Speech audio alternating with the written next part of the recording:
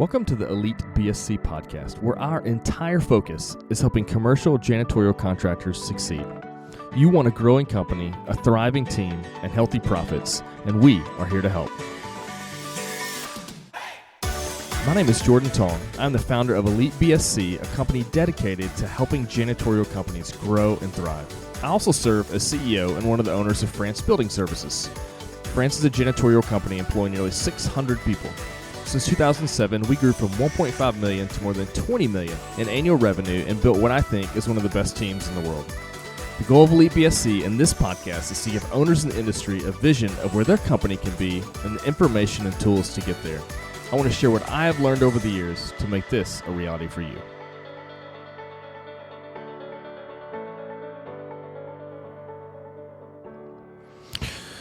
Hey, cleaning contractors, this is Jordan with Elite BSC. So today I'm going to go off of the beaten path just a little bit and talk about something I've been reading lately, something that I think might resonate with a lot of the leaders in our industry. So over the last, really the last couple of years, one of the things that I have begun to realize about myself is there are certain leadership qualities that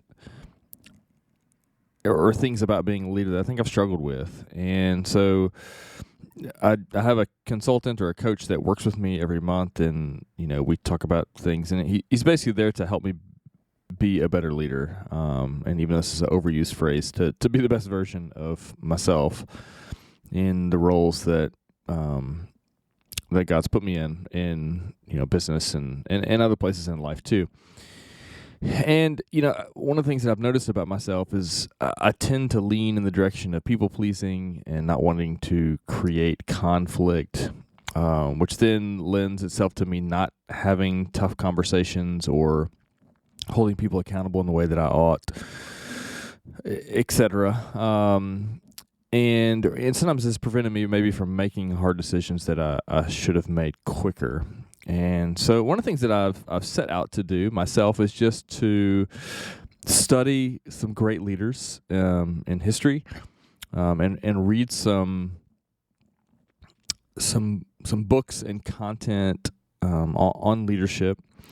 And so that's something that I'm doing currently. So much of the stuff that you try to look for on leadership, there's lots of just really what I would call cotton candy leadership books. They're full of some truisms and things that are, yeah, that's true. That's kind of generally true, but they're not super helpful. They're pretty shallow.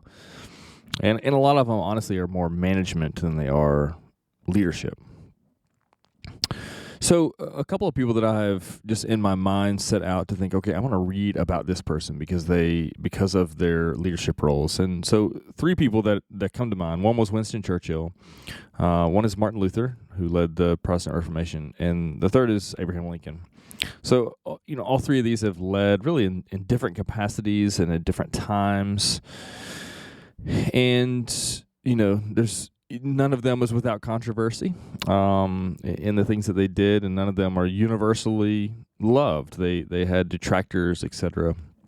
So anyway, Churchill was the first one that I picked up a biography and read.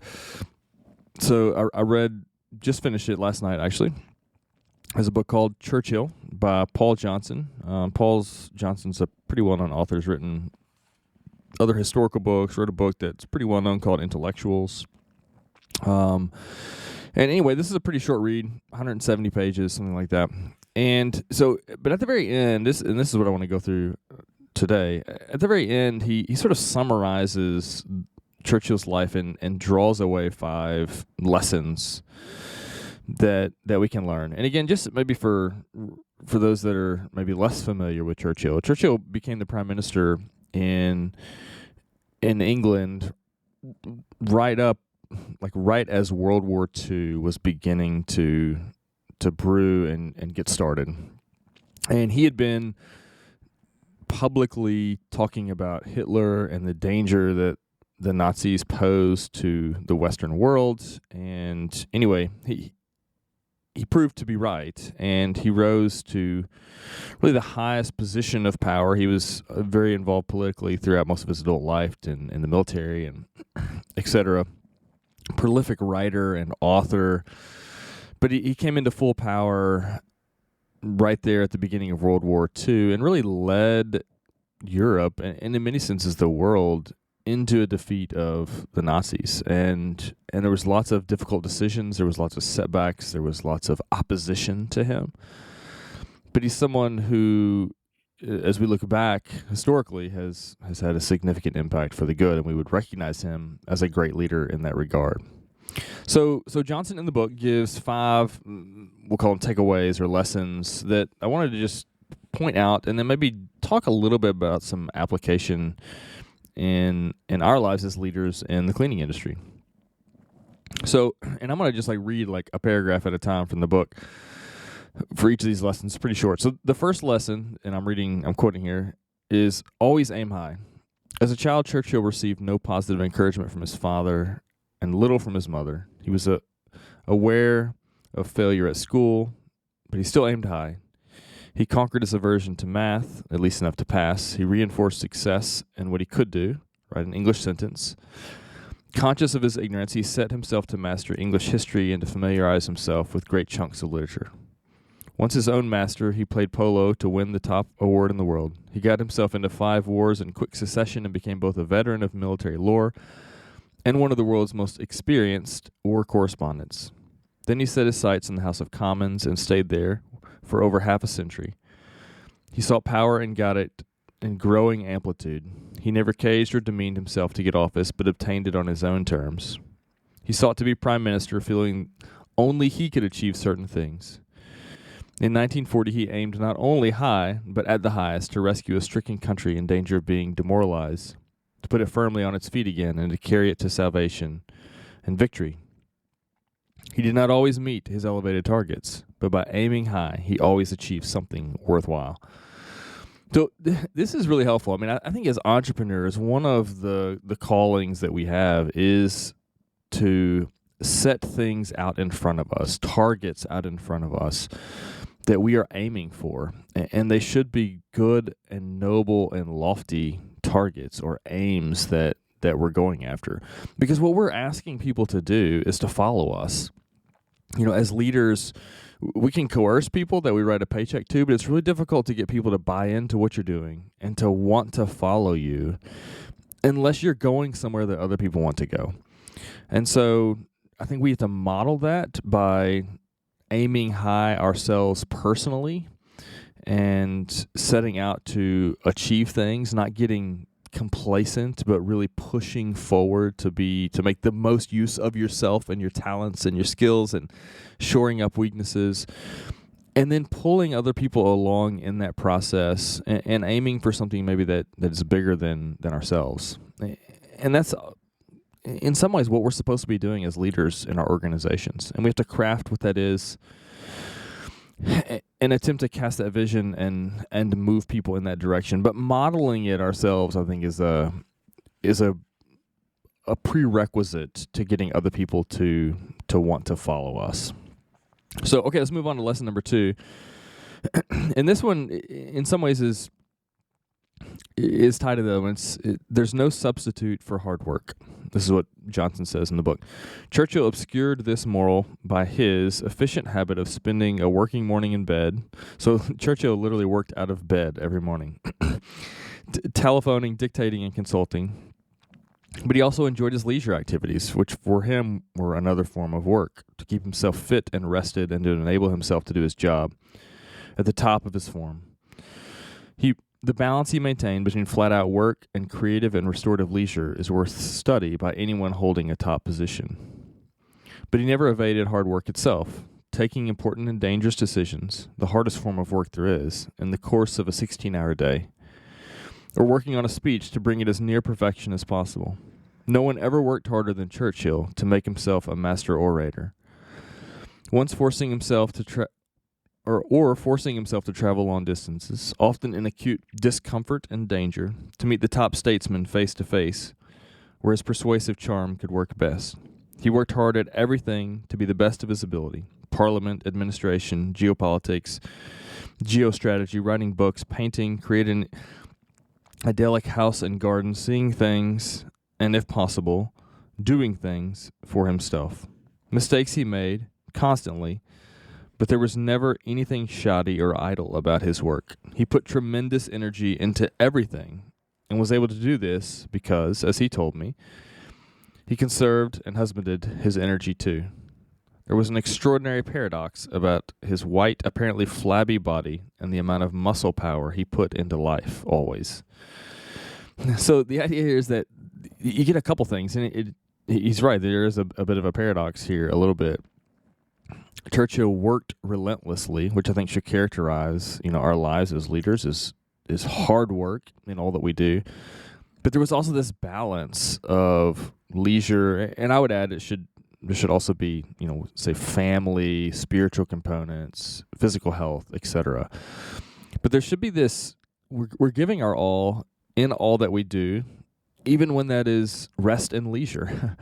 And it is this balance in and of itself that I think makes us most effective in all areas of life. But it's also one of the things that's probably the most challenging for leaders, particularly high-capacity leaders, ones that can go out and really be successful in just about anything they decide to be successful at, is to balance that and to realize our limitations and to not let that drive let us get lopsided in life and bring ruin in various areas of our life. So lesson number 2 here is working hard both at work and at leisure, and I would add family and our soul, and let that balance, although it's pressing in all areas, let that balance, I think, will bode well for us as leaders, and make us more effective in what we're doing.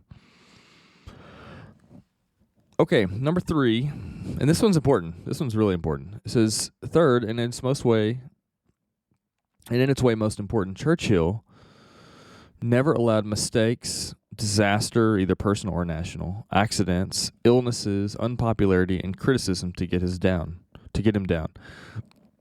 His powers of recuperation, both in physical illness and in psychological responses to abject failure, were astounding. To be blamed for the dreadful failure and loss of life in the Dardanelles was a terrible burden to carry. Churchill responded by fighting on the Western Front, in great discomfort and danger, and then by doing a magnificent job at the Ministry of Munitions. He made a fool of himself over the abdication and was howled down by a united House of Commons in one of the most savage scenes of personal humiliation ever recorded. He scrambled to his feet and worked his way back. He had courage, the most important of all virtues, and its companion, fortitude. These strengths are inborn, but they can also be cultivated, and Churchill worked on them all his life. In a sense, his whole career was an exercise in how courage can be displayed, reinforced, guarded, and doled out carefully, heightened and concentrated, conveyed to others. Those uncertain of their courage can look to Churchill for reassurance and inspiration. So, man, this is so powerful. Our lives are going to be filled with mistakes and errors and embarrassments. And particularly as leaders, we're putting ourselves out there all the time because we have to make decisions, often ones that we can't delegate to someone else. And, in our cleaning companies, this is going to be decisions about who to put in certain positions and what strategy we're going to take and where we're going to try to grow and where we're going to spend our money and how we, craft compensation plans and how we handle conflict, so on. There's so many different areas that we're going to have to lead in and put our necks out there, as it were, which is going to invite embarrassment, loss, defeat, looking foolish, you can go on down the list. But we have to be resilient and to keep, as we get knocked down, to stand right back up and keep going forward. Not in pride, but in a humble courage and fortitude, as the author said, is how we should be willing to walk forward as leaders. Okay, number 4, Churchill wasted an extraordinarily small amount of his time and energy on the meannesses of life, recrimination, shifting the blame onto others, malice, revenge-seeking, dirty tricks, spreading rumors, harboring grudges, waging vendettas. Having fought hard, he washed his hands and went on to the next contest.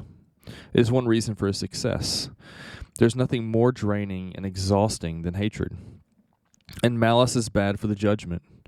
Churchill loved to forgive and make up. His treatment of Baldwin and Chamberlain, who were sort of like political opponents, after he became prime minister, is an object lesson in sublime magnanimity. Nothing gave him more pleasure than to replace enmity with friendship, not least with the Germans. So, and there was another part of the book, so Churchill did not get bogged down in things like bitterness and anger and allowed those things to shape his leadership. So when a spirit of complaining and bitterness and frustration begin to shape you as a leader, not only is it going to make you ineffective, but it's going to attract the wrong kind of people and make you a very ineffective leader in leading others in a positive direction. And something else that was brought up earlier in the book is that Churchill was a master at focusing on the most important tasks and sort of setting aside the things that did not help him achieve the aims that he was going for. And that sort of ties in here. We should major on the majors and minor on the minors as leaders. And to the degree that we do this well, I think to that degree we'll be more successful and effective as leaders. Okay, and the final thing that Johnson, the author, points out is that the absence of joy or of hatred left plenty of room for joy in Churchill's life. His face could light up in the most extraordinarily attractive way as it became suffused with pleasure at an unexpected and welcome event. It must never be forgotten that Churchill was happy with people. He insisted the gates of Chartwell, which was like the estate that he owned, should always be open so that the people of Westerham were encouraged to come in and enjoy the garden. He got on well with nearly everyone who served him or worked with him, whatever their degree. When an old man, being more than half American, he was never class conscious. He showed the people a love of jokes and was to them a source of many. No great leader was ever laughed at or with more than Churchill.